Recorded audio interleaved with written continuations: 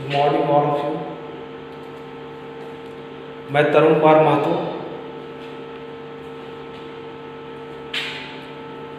चलिए आज जो विषय बताने जा रहे हैं वो आगे है। आज हम लोग बीएड सेमेस्टर 4 का paper gender school and society के बारे में अध्ययन करेंगे। उसका सिलेबस पर ध्यान दें तो पाते हैं कि इस पेपर को 6 भागों में बांटा गया है। पहला सेक्स एंड जेंडर, दूसरा सोशल कंस्ट्रक्शन ऑफ जेंडर, तीसरा women education and law, fourth gender inequalities and schooling, gender schooling education for gender equality and last education and empowerment of women. पहला चैप्टर सेक्स एंड जेंडर, लिंग एवं gender. इस chapter में मुख्य रूप से sex और जेंडर क्या है, इन दोनों में क्या अंतर है, इसको जानेंगे। सेक्स एक बायोलॉजिकल टर्म है और जेंडर सोशली कंस्ट्रक्टेड होता है। जैसे सेक्स जो है वो फिजिकल और फिजियोलॉजिकल फीचर्स से रिलेटेड होता है, जिसमें गुणसूत्र, जीन एक्सप्रेशन, हार्मोन लेवल और फंक्शंस तथा रिप्रोडक्टिव या सेक्सुअल एनाटॉमी से रिलेटेड बातें होती है, उसका रिजल्ट होता है। सेक्स मेल हो सकता है या फीमेल हो सकता है, लेकिन जेंडर जो है ये सोशल, ये समाज के द्वारा निर्मित होता है।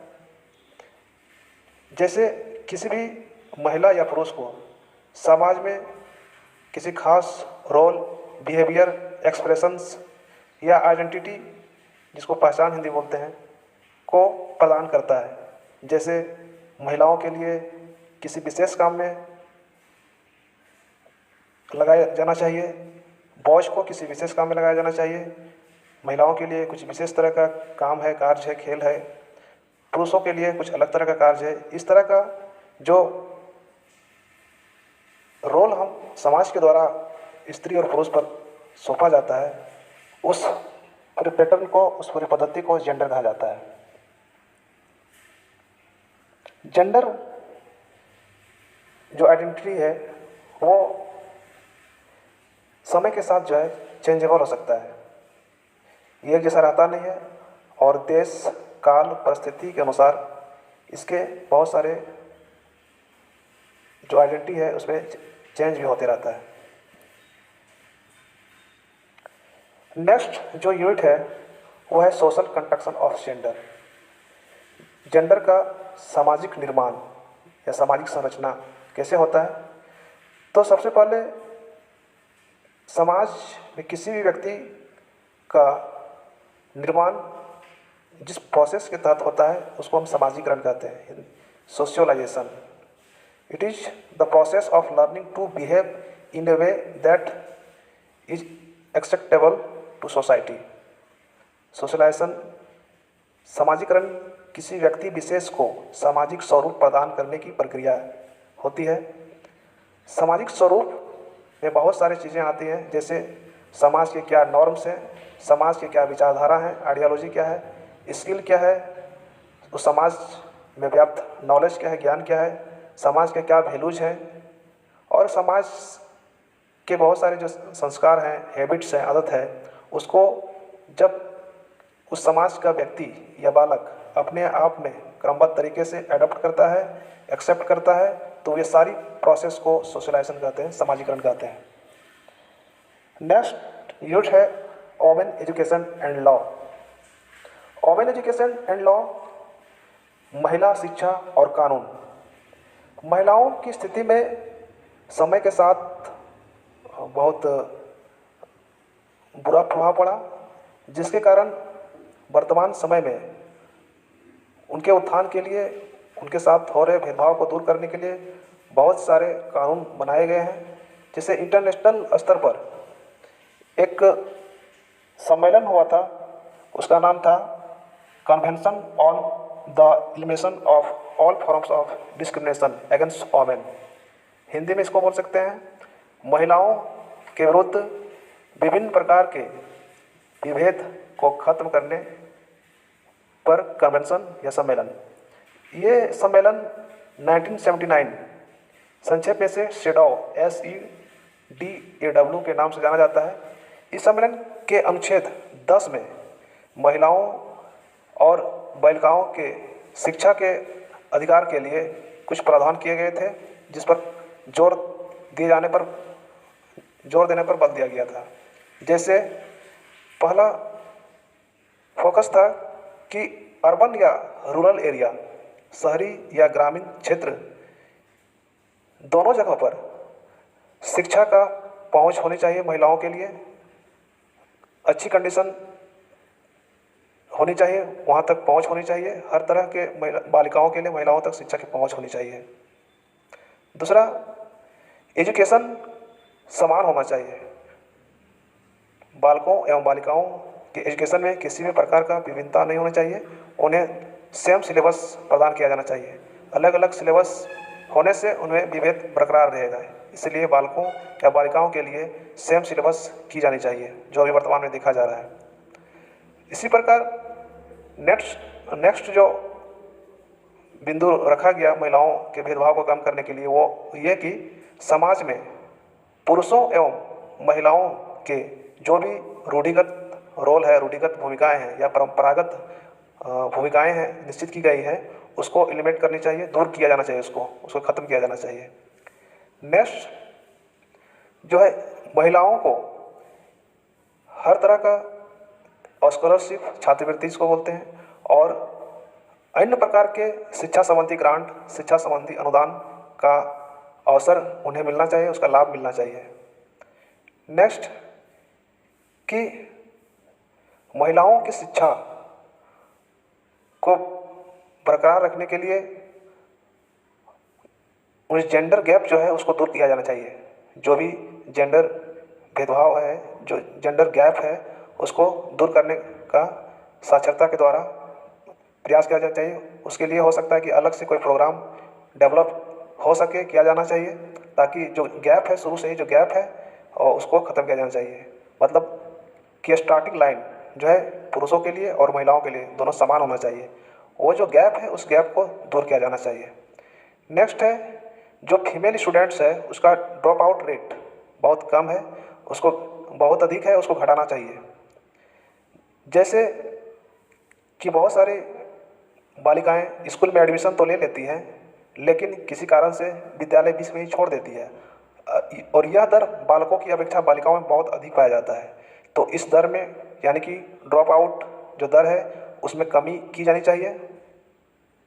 नेक्स्ट जो पॉइंट है वो है कि बालिकाओं के लिए पुरुष के समान ही स्पोर्ट्स यानी खेल और फिजिकल एजुकेशन, शारीरिक शिक्षा की अवसर को मुहैया कराया जाना चाहिए, या उसमें उनकी भागीदारी सुनिश्चित की जानी चाहिए। नेक्स्ट पॉइंट है access to educational information on health including advice on family planning, यानी महिलाओं को जो हेल्थ से रिलेटेड जो भी सूचनाएं हैं उसको प्रदान की जानी चाहिए। फैमिली प्लानिंग, परिवार नियोजन से संबंधित जो भी एडवाइस है उनको व्यक्तिगत रूप से देनी चाहिए। यह नहीं कि सिर्फ पुरुषों को मोटिवेट करे, पुरुषों को बताया जाए, बल्कि महिला और पुरुष दोनों को ये बात बताई जानी चाहिए। इन सब बातों पर अगर ध्यान दिया जाए तो महिलाओं और बालिकाओं की जो शिक्षा है उसमें निश्चित रूप से प्रगति होगा, निश्चित रूप से उत्थान होगा। अब हम देखेंगे कि भारतीय संविधान में जेंडर इक्वालिटी के लिए क्या क्या प्रोविज़न किया गया है। जैसे भारतीय संविधान में जेंडर समानता के लिए, जेंडर में जो गैप है उसको दूर करने के लिए बहुत सारे प्रावधान किए गए हैं। जैसे पहला है फंडामेंटल राइट। फंडामेंटल राइट में खास करके अनुच्छेद 14, 15, 19 और 21 में जेंडर इक्वालिटी की बात कही गई है।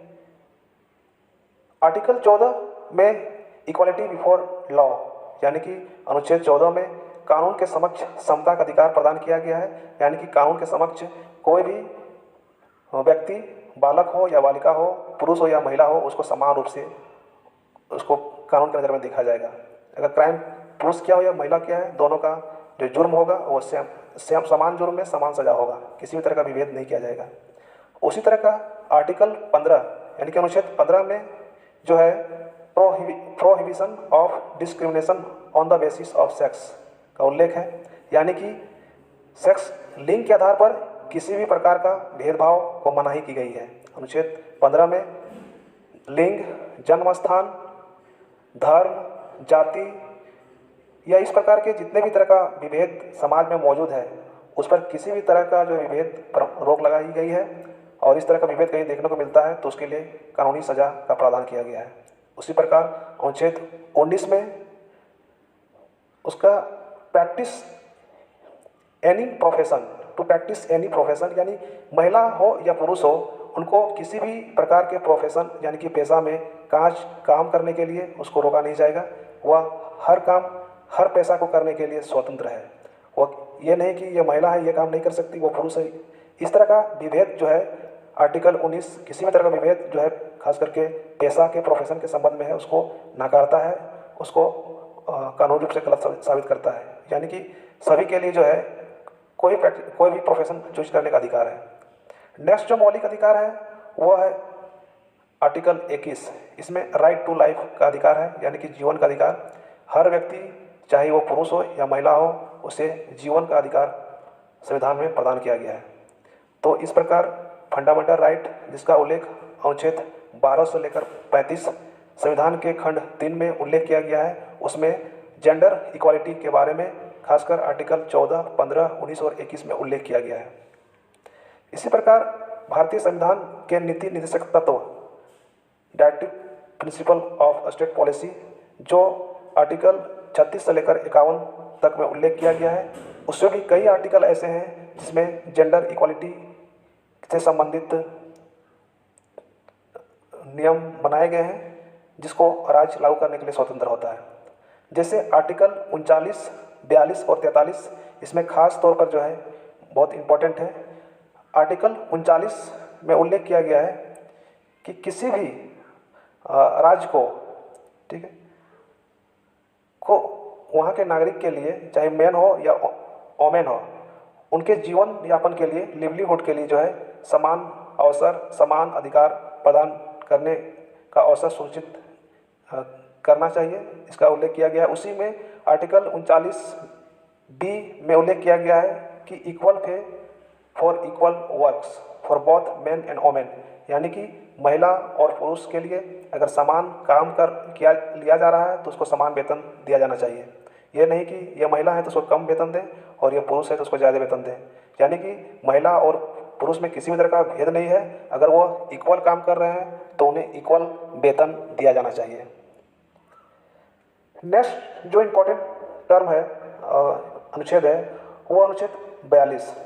अनुच्छेद 42 कहता है कि राज्य को जो है अपने जो भी संस्थान है, चाहे कंपनी है चाहे वर्किंग सेक्टर है, उसको जो है वहाँ पर सिक्योरिटी का, वहाँ सुरक्षा का जो है इंतजाम करना चाहिए, और वहाँ जो वर्क प्लेस में जो है वहाँ पर ह्यूमन कंडीशन अच्छा होना चाहिए, किसी भी तरह का जो है भेदभाव नहीं होना चाहिए, किसी भी तरह का जो है मतलब किसी को अनकंफर्टेबल, किसी को अनकंफर्टेबल फील नहीं करना चाहिए, इस तरह का माहौल प्रदान करना चाहिए। और अनुच्छेद 42 में ही ये उल्लेख किया गया है कि काम के दौरान किसी भी महिलाओं को जो है मैटरनिटी लीव यानी कि मातृत्व अवकाश भी प्रदान करना चाहिए। इसी प्रकार आर्टिकल 43 में उल्लेख किया गया है कि किसी भी तरह का कल्चरल अपॉर्चुनिटीज या किसी भी तरह का किसी राज्य विशेष में अगर पर्व है, त्यौहार है, तो उसमें लीजर का जो है यानी कि छुट्टी देने का प्रावधान करना चाहिए। इसी कारण जो है ये अलग अलग राज्य में जो छुट्टी का लिस्ट होता है अलग अलग होता है। यानी कि आर्टिकल 43 में ये उल्लेख किया गया है कि किसी कंपनी में या किसी भी क्षेत्र में काम कर रहे हैं तो उसको सामूहिक अवकाश जो है प्रदान करेगा राज्य, इसका उल्लेख किया गया है। महिला या पुरुष इसमें किसी तरह का विभेद नहीं किया गया है, सबको जो है उसके लिए हो सकता है कि वो वर्कर हो या फिर वर्कर जो है एग्रीकल्चर के क्षेत्र में कुछ काम कर रहा हो, यानी कि जगह विशेष पर या फिर स्टेट विशेष के अनुसार जो है उस पर जो है छूट दिया जाना चाहिए, उसको छुट्टी मिलना चाहिए। इसका उल्लेख आर्टिकल 43 में किया गया है। इसी प्रकार नेक्स्ट जो संविधान का भाग है 4 का, उसमें फंडामेंटल ड्यूटीज़ का उल्लेख किया गया है। पहले फंडामेंटल ड्यूटीज़ यानी कि मौलिक कर्तव्य 10 थे, लेकिन संविधान संशोधन 2002 के द्वारा 86वां संविधान संशोधन 2002 के द्वारा जो है मौलिक कर्तव्य को भी इसमें जो है जोड़ा गया है। 11वां मौलिक कर्तव्य एक नया जोड़ा गया है। लेकिन महिलाओं यानी कि जेंडर गैप से रिलेटेड एक फंडामेंटल राइट है, फंडामेंटल ड्यूटीज़ है कि महिलाओं के सम्मान के लिए वो हर तरह की अपमानजनक प्रथा को ख़त्म किया जाना चाहिए। महिलाओं के सम्मान के लिए हर तरह के कुप्रथा, हर तरह के अपमानजनक प्रथा को ख़त्म किया जाना चाहिए। ये भी आपका एक फंडामेंटल ड्यूटीज है। तो आज इतना ही रखते हैं। नेक्स्ट क्लास में हम बताएंगे कि जेंडर इनइक्वालिटीज एंड स्कूलिंग क्या है। तो अब इतना के लिए यही रखते हैं बात को। ओके, धन्यवाद।